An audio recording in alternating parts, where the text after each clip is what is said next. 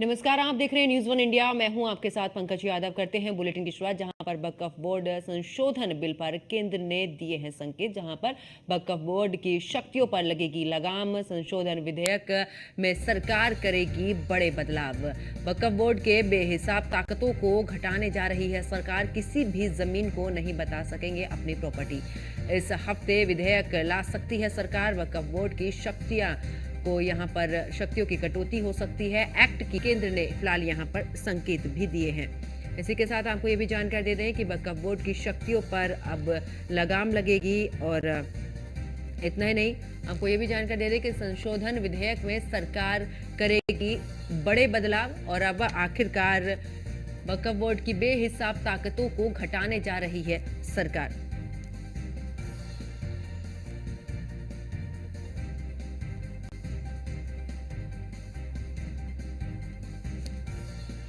तो वक्फ बोर्ड संशोधन बिल पर केंद्र ने यहां पर संकेत भी दिए हैं। साथ ही वक्फ बोर्ड की शक्तियों पर लगेगी लगाम। इतना ही नहीं, आपको ये भी बता दें कि इस दौरान संशोधन जो विधेयक में सरकार कई बड़े बदलाव भी करेगी। और अब आखिरकार जो शक्तियां हैं वक्फ बोर्ड की, उस पर थोड़ी लगाम लगाती हुई सरकार नजर आएगी। वक्फ बोर्ड की यहां पर बेहिसाब ताकतों को घटाने की तैयारी, और किसी भी जमीन को नहीं बता सकेगा अपनी प्रॉपर्टी।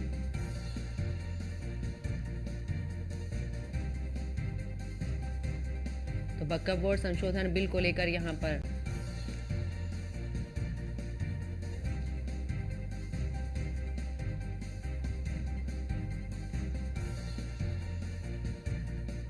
और एडिटर इन चीफ अनुराग चड्ढा जी भी हमारे साथ में जुड़ चुके हैं। सर, अगर बात करें, क्योंकि वक्फ बोर्ड को लेकर आखिरकार इस दौरान संशोधन बिल में क्या कुछ रहेगा, क्योंकि केंद्र सरकार की तरफ से ऐसे संकेत भी दिए जा रहे हैं।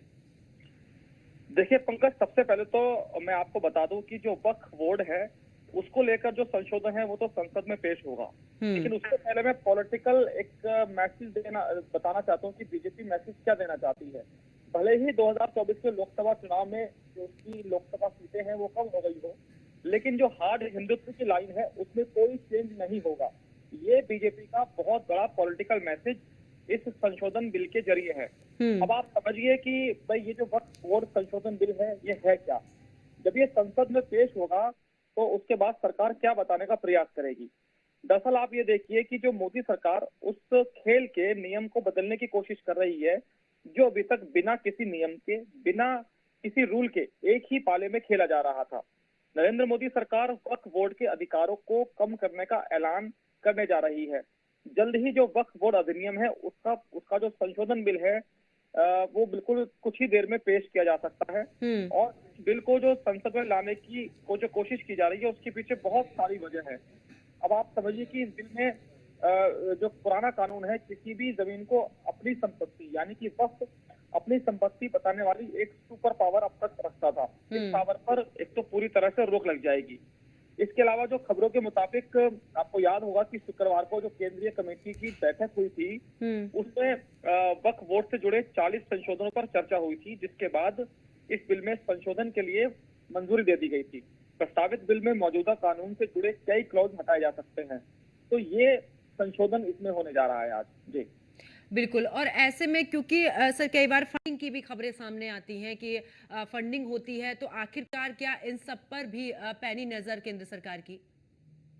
देखिए पंकज, सबसे पहले तो ये समझना होगा कि ये वक्फ बोर्ड आखिर है क्या, इसका काम क्या होता है।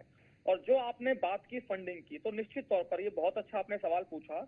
अब आप फंडिंग को इस तरह से समझिए कि जब कोई व्यक्ति अल्लाह या इस्लाम के नाम पर कोई संपत्ति या पैसा दान देता है तो उसकी जो देखरेख का जिम्मा होता है उसको वक्फ बोर्ड कंट्रोल करता है।